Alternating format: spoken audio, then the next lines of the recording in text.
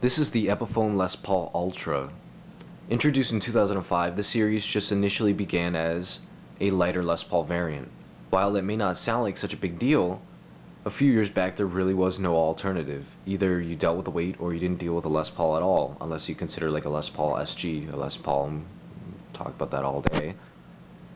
So the newer Ultras have a second jack for an acoustic amp. As this guitar was initially marketed as, a Les Paul that looked and felt like a Les Paul, but was lighter and had more acoustic-like properties, and this weight reduction was brought on via chambering. Chambering is just a basic process that involves them hollowing out specific cavities of the guitar, and it's now a very common process. You'd be hard-pressed to find even a Gibson studio standard, custom, historic, that doesn't offer up a chambered variant. There's a backlash, though, to chambering. A lot of people feel that it kind of alters the Les Paul sound. They don't like it as much. The only real difference I've found, aside from the obvious being given the weight, tone-wise, is that the guitar sounds a little bit darker. There's not as much of that mid-range kind of bark. That might just be the pickups, the classic Alnico pickups. I can't really comment too much on that. My other Les Paul is not chambered, it's weight relieved.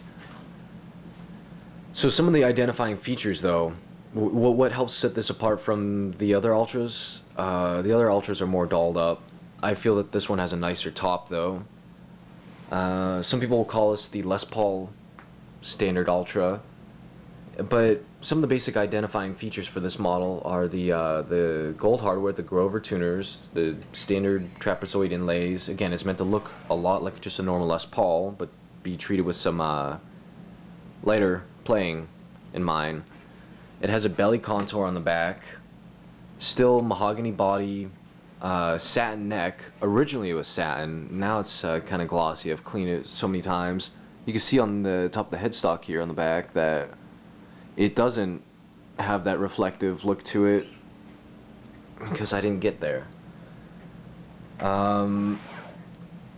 Your gold top hats here, your cream pickguard, cream binding. Again, it's not like a true binding in that sense. The Epiphones are just kind of painted on, but this is meant to be a grade A quilt top, maple veneer. The nut is a little bit smaller. The neck is a little bit smaller. The finish looks really good for an Epiphone. A lot of Epiphones I have problems with, especially the vintage or any kind of darker sunburst finish.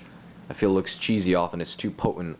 This one came out really nice. The lighting obviously doesn't play into it all that well right now, but it does. It has a nice quilt top. Overall, it's a really great Les Paul, dirt cheap at this point used. This one actually is an original 2005. I thought it was 2006. My camera's about to die, so I'm just going to leave it at